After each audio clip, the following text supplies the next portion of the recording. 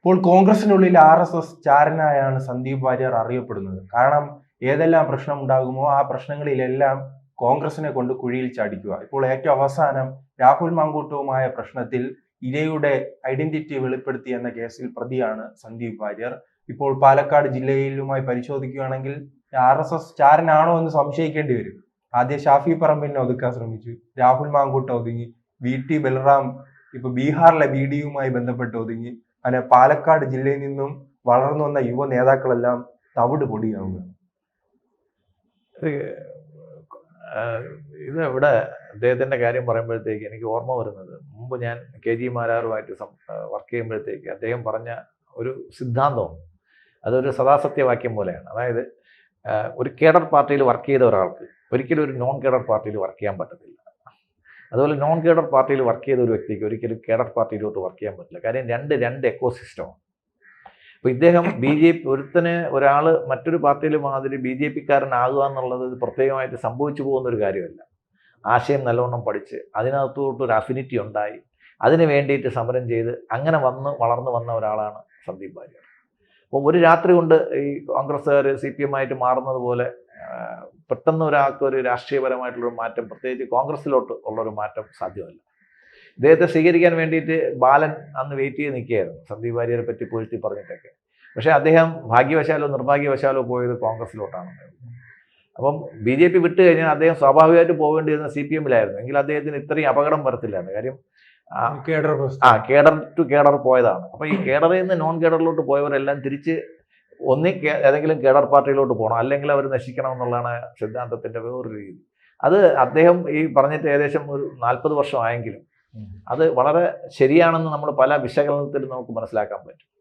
കാര്യം PDPയിൽ നിന്ന് ലീഗിൽ നിന്ന് PDPയിലോട്ട് വന്നവരാരും അവർ തിരിച്ച് ലീഗിലോട്ട് പോവുകയോ അല്ലെങ്കിൽ മറ്റേതെങ്കിലും പ്രസ്ഥാനത്തിൽ പോയി നശിക്കുകയോ ചെയ്തിട്ടേ ഉള്ളൂ. PDP അതുകൊണ്ട് നന്നായില്ല. അപ്പോൾ ആ ലീഗ് എന്ന് പറയുന്ന നോൺ കേഡർ പ്രസ്ഥാനത്തിൽ നിന്ന് വന്നവർക്ക് നോൺ കേഡർ പ്രവർത്തന രീതി മാത്രമേ അറിയാവൂ. അപ്പോൾ ഈ സന്ദീപ് വാര്യർ ഏത് പ്രസ്ഥാനത്തിൽ ചെന്ന് കഴിഞ്ഞാലും അദ്ദേഹം സംഘ അനുകൂല നിലപാടുകളായിരിക്കും എടുക്കുന്നത്. അത് ചിലപ്പോൾ BJP അനുകൂല നിലപാടായിക്കൊള്ളണമെന്നില്ല. ഇപ്പോൾ PD സതീശൻ സംഘത്തിന്റെ ഒരു മുദ്രാവാക്യം എന്ന് പറയുന്നത് കോൺഗ്രസ് വിമുക്ത ഭാരതമാണ്. അതിന് വേണ്ടിയിട്ട് അദ്ദേഹത്താൽ കഴിയുന്നത് ചെയ്യുന്നുണ്ട്, അത്രയേ ഉള്ളൂ. PD സതീശൻ വരെ തള്ളി പറഞ്ഞിരിക്കുകയാണ്, നിയമത്തിന്റെ വഴിക്ക് പോകും. ഇങ്ങനെ ചോദ്യം ചോദിക്കുന്ന സന്ദീപ് വാര്യറുമായി ബന്ധപ്പെട്ടാണ്. വീണ്ടും സന്ദീപ് വാര്യറിന് പിന്തുണയില്ല, നിയമത്തിന്റെ വഴിക്ക് പോകും. വീണ്ടും രാമായണത്തിന്റെ കാര്യം എടുക്കുമ്പോഴത്തേക്ക് വിഭീഷണൻ അപ്പുറത്ത് നിന്നതുകൊണ്ടാണല്ലോ അദ്ദേഹത്തിന് യുദ്ധം ജയിക്കാൻ സാധിച്ചത്, രാമന് യുദ്ധം ജയിക്കാൻ സാധിച്ചത്. അപ്പോൾ നമ്മുടെ യുദ്ധതന്ത്രങ്ങളിൽ മോൾസ് എന്ന് പറയും. അതായത് നമ്മൾ അപ്പുറത്തെ സൈഡിൽ കൊടുക്കുന്ന നമ്മുടെ അസറ്റിനാണ് നമ്മൾ മോൾസ് എന്ന് പറയുന്നത്. അങ്ങനെ ഒരു മോളായിട്ട് സന്ദീപ് വാര്യർ നമ്മൾ കണ്ടാൽ മതി. എന്തായാലും അദ്ദേഹത്തിന്റെ പ്രവർത്തനങ്ങൾ BJPക്ക് ഗുണം ചെയ്യുമെന്നേ നമുക്ക് ലോങ് ടൈമിൽ വിശ്വസിക്കാൻ പറ്റുള്ളൂ. അല്ല, അതാണ് പക്ഷെ അദ്ദേഹത്തിന് വലിയ ലക്ഷ്യങ്ങളുണ്ടല്ലോ.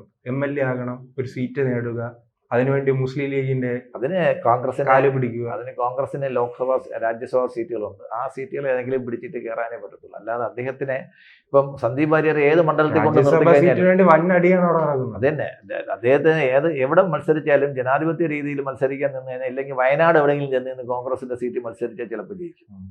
വേറെ എവിടെ നിന്ന് കഴിഞ്ഞാലും കോൺഗ്രസിന് ഷുവർ സീറ്റ് എന്ന് പറയാൻ കേരളത്തിൽ ഇപ്പം വയനാട് മാത്രമേ ഉള്ളൂ. മലപ്പുറം പോലും ഇല്ല. പണ്ട് മുരളീധരൻ മലപ്പുറത്ത് പോയി നിന്ന് മത്സരിച്ചിട്ട് കിട്ടിയത് നമുക്കറിയാമല്ലോ. അപ്പോൾ മലപ്പുറം പോലും ഒരു ഉറച്ച സീറ്റില്ല.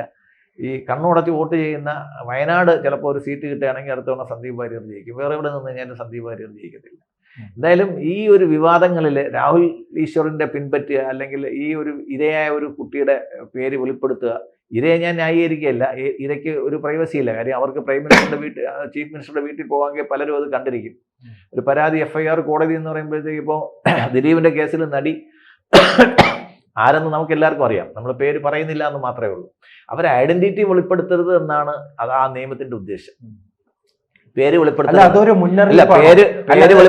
ഈ രാഹുൽ മാങ്കൂട്ടത്തിന്റെ കേസുമായി ബന്ധപ്പെട്ട് പരിശോധിക്കുകയാണെങ്കിൽ 18 വയസ്സ് മുതൽ 60 വയസ്സ് വരെയുള്ള 6-7 സ്ത്രീകളെ ലൈംഗികമായി ഈ രാഹുൽ മാങ്കൂട്ടം ഉപയോഗിച്ചു എന്നാണ്. അപ്പോൾ ബാക്കിയുള്ളവർ പരാതിയുമായി രംഗത്ത് വരുന്നവർക്കുള്ള ഒരു മുന്നറിയിപ്പാണോ ഈ സന്ദീപ് വാര്യർ നൽകുന്നത്? നിങ്ങളുടെ അവസ്ഥയും ഇതായിരിക്കും, നിങ്ങളുടെ ഐഡന്റിറ്റിയും പുറത്തു നൽകി നിങ്ങളെ അപമാനിക്കുമെന്നൊരു മുന്നറിയിപ്പാണോ? എന്തായാലും കോൺഗ്രസിനകത്ത് ഇക്കാര്യത്തിൽ നല്ല ഒരു ഭിന്നതയുണ്ട്. ഈ സ്വന്തം പത്രമായ വീക്ഷണത്തെ തന്നെ തള്ളിപ്പറയേണ്ടി വന്ന ഒരു അവസ്ഥയിലാണ് VD സതീശൻ. എന്തായാലും ഈ VD സതീശന്റെ നേതൃത്വത്തിന് എതിരായിട്ട് ഉള്ള ഭീഷണികൾ അദ്ദേഹത്തിന് കൂടുതലാണ്. പാളയത്തിൽ പണ്ടേ കോൺഗ്രസിന്റെ അവരുടെ തലവിധിയാണ്. അതുകൊണ്ട് രാഹുൽ മാങ്കൂട്ടത്തിനെ ഒതുക്കാനാണ് വി.ഡി. സതീശൻ ശ്രമിച്ചു എന്നുള്ള ഒരു ധാരണ ചില കോൺഗ്രസ് പ്രവർത്തകർക്കുണ്ട്. അത് തന്നെയാണ് അദ്ദേഹം പലരും പറയുന്നത് ഇതിന് പിന്നിൽ കെ.സി. വേണുഗോപാലിന്റെ കൈകളുണ്ടെന്നാണോ? അപ്പോൾ ഈ സന്ദീപ് വാര്യറിനെ കൈപിടിച്ച് കൊണ്ടുവന്ന കെ.സി. വേണുഗോപാലാണല്ലോ. അതെ, എന്തായാലും സന്ദീപ് വാര്യർക്കെതിരായിട്ടും ഈ കേസ് എടുത്തിട്ടുണ്ട്. അദ്ദേഹത്തെ അറസ്റ്റ് ചെയ്യുമ്പോൾ ഇപ്പോൾ രാഹുൽ ഈശ്വറിനെ അറസ്റ്റ് ചെയ്ത മാതിരി അറസ്റ്റ് ചെയ്യുകയാണെങ്കിൽ അദ്ദേഹത്തിന് കുറച്ചുകൂടെ കൂടുതൽ മൈലേജ് കിട്ടാൻ ഇത് ഉപകരിക്കാമെന്നുള്ള ഇത്തരം കാര്യങ്ങളിൽ ആൾക്കാർ ചാടി വീഴുന്നതിൻ്റെ കാര്യം ആ പ്രശ്നത്തിനെ പരിഹരിക്കാനോ അല്ലെങ്കിൽ ആ കുട്ടിക്ക് നീതി വാങ്ങിച്ചു കൊടുക്കാനോ അല്ലെങ്കിൽ തെറ്റായ പ്രവൃത്തി ചെയ്ത ആളെ ന്യായീകരിക്കാനോ ഒന്നും അല്ല അവരുടെ ഉദ്ദേശം. ഈ കാര്യത്തിൽ അവർക്ക് എന്ത് കിട്ടും എന്ന് നോക്കാൻ. ഈ ഒരു മാസം മുൻപായിരുന്നു സ്വർണ്ണപ്പാൾ വിവാദവുമായി ബന്ധപ്പെട്ട് ഇദ്ദേഹം ഒരു സമരം ചെയ്ത് ജയിലിലായത്. അന്ന് വാർത്തകൾ നിറഞ്ഞിരുന്നു. ഇദ്ദേഹത്തെ ഒരു പൂച്ചക്കുട്ടി പോലും തിരിഞ്ഞു നോക്കിയിട്ടില്ല. അതെ, അപ്പോ ഈ ഒരു ബാധ്യതയായി മാറിയിട്ടുണ്ടോ സന്ദീപ് വാര്യർ? ഞാൻ പറഞ്ഞില്ലേ, സന്ദീപ് വാര്യർ BJP-യിലാണെങ്കിലും കോൺഗ്രസിലാണെങ്കിലും അദ്ദേഹം ബേസിക്കലായിട്ട് RSS-കാരനാണ്. RSS-കാരൻ ചെയ്യേണ്ട ജോലി അദ്ദേഹം ചെയ്യുന്നു എന്ന് ഞാൻ പറയുന്നു. അപ്പോൾ ഈ തെരഞ്ഞെടുപ്പിൽ ഈ ഒരു അറസ്റ്റ് ഉണ്ടാകുകയാണെങ്കിൽ എങ്ങനെ അദ്ദേഹത്തിന് പോസിറ്റീവായി മാറും? 9-ാം തീയതി വരെ ഈ അറസ്റ്റ് നീട്ടിക്കൊണ്ടു പോകുന്നതായിരിക്കും CPM-ന് രാഷ്ട്രീയപരമായിട്ട് നേട്ടം ഉണ്ടാക്കുക. കാര്യം CPM കോൺഗ്രസിനെ എതിർത്തൊന്നും പറയാൻ പറ്റാത്ത രീതിയിൽ അവർ മൂടിക്കെട്ടാൻ അവർ ഈ അറസ്റ്റ് ഉപയോഗിക്കുന്നു എന്നുള്ളതാണ്. കാര്യം നമുക്കറിയാം, കഴിഞ്ഞതിന് മുമ്പിലത്തെ അസംബ്ലി ഇലക്ഷന് അത് ഒരു വിഷയമല്ലാത്ത ഈ തെരഞ്ഞെടുപ്പ് എങ്ങനെയായിരിക്കും? ഇത് കോൺഗ്രസിന് ഗുണമാകുമോ ദോഷമാകുമോ? അല്ല, CPM-നെ സംബന്ധിച്ചോളം തുടർഭരണം അവരുടെ ഒരു സ്വപ്നമാണ്. അത് സാക്ഷാത്കരിക്കാൻ വേണ്ടിയിട്ട് എല്ലാ പാർട്ടികളും അവരെ സഹായിക്കുന്നുണ്ട്, ഒരു വശത്തല്ലെങ്കിൽ വേറൊരു വശത്തൂടെ. കോൺഗ്രസിന് തന്നെ ഒരു സ്ഥാനാർത്ഥികളുടെ കാര്യത്തിൽ ഒരു ഏകോപനം ഇതുവരെയും വന്നിട്ടില്ല. കോൺഗ്രസിനകത്ത് തന്നെ ഗ്രൂപ്പ് പിണക്കങ്ങൾ, അതായത് ഇദ്ദേഹത്തെ കയറി വാടാ മക്കളെ എന്ന് വിളിച്ചിട്ട് സുധാകരൻ വന്നിട്ടുണ്ട് ഒരു സൈഡിൽ നിന്ന്. അദ്ദേഹത്തെ ഒരു മാന്യത ഇല്ലാത്ത രീതിയിൽ പുറത്താക്കിയെന്നുള്ള പരാതി അദ്ദേഹത്തിന് പണ്ടേ ഉണ്ട്. അപ്പം കണ്ണൂർ തുടങ്ങിയ മലബാർ മേഖലയിൽ സുധാകരന് നല്ലൊരു സ്വാധീനമുള്ള ഒരു മേഖലയാണ്. മുല്ലപ്പള്ളിക്കും സുധാകരനും ഒക്കെ നല്ല സ്വാധീനമുള്ളതാണ്. സതീശന്റെ സ്വാധീനം തെക്കൻ കേരളത്തിലാണ്. അപ്പോൾ ഇങ്ങനെയൊക്കെയുള്ള കുറേ കോൺഫ്ലിക്റ്റുകൾ അവിടെ ഉണ്ട്. ഇതിൻ്റെ ഇടയിൽ കൂടെ ഒരു കോംപ്രമൈസ് കാൻഡിഡേറ്റ് ആവാൻ കെ.സി. വേണുഗോപാൽ ശ്രമിച്ചുകൂടാന്നില്ല. അധികാരം കിട്ടുകയാണെങ്കിൽ. അധികാരം കിട്ടിയില്ലെങ്കിൽ ഞാനൊന്നും അറിഞ്ഞില്ലേ രാമനാരായണ എന്ന രീതിയിൽ പുള്ളിക്കാരൻ ഹൈക്കമാൻഡായിട്ട് അവിടെ തുടരാനാണ് സാധ്യത. ഇവിടെ രാഷ്ട്രീയപരമായിട്ടൊരു മുതലെടുപ്പിന് സന്ദീപ് വാര്യരെ കൊണ്ട് കോൺഗ്രസിന് ഒരു കാര്യവുമില്ല. കാര്യം ഇദ്ദേഹം കോൺഗ്രസിന് വേണ്ടിയിട്ടുള്ള ഒരു ഉപകാരം ചെയ്തില്ല. വെറുതെ ഈ കേസിൽ പെടുന്നവരെ ന്യായീകരിച്ചിട്ട് ഒരു ചാമ്പ്യൻ ഓഫ് കോസ് ആവാൻ വേണ്ടിയിട്ട് ശ്രമിക്കുന്നു. അതോടൊപ്പം തന്നെ ഈ മുസ്ലിം ലീഗിന്റെ പിന്തുണ നേടാൻ വേണ്ടിയുള്ള വലിയ ശ്രമം നടത്തുന്നു. അദ്ദേഹം അവിടെ പോയിരുന്നല്ലോ, കുടപ്പന തറവാട്ടിലൊക്കെ പോയി മുസ്ലിം ലീഗിന്റെ പിന്തുണയൊക്കെ ശ്രമിച്ചിട്ടുണ്ട്.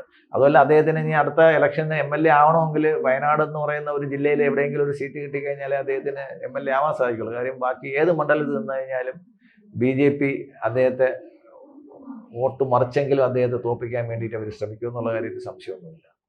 അതുകൊണ്ട് അദ്ദേഹത്തിന് കുടപ്പന തറവാട്ടിലൊക്കെ പോകേണ്ടി വരും. മലപ്പുറം മുസ്ലിം ലീഗൊക്കെയാണ് അദ്ദേഹത്തിൻ്റെ, അത് ഓരോരുത്തരുടെ നിയോഗമാണ്. RSS-ൽ നിന്നിട്ട് അവസാനം കുടപ്പന തറവാട്ടിൽ ചെന്നിട്ട് സകല അപരാധവും ഏറ്റുപറയുന്ന ഒരവസ്ഥയുണ്ടല്ലോ. ആ അവസ്ഥ അദ്ദേഹത്തിൻ്റെ ഒരു നിയോഗമാണ്.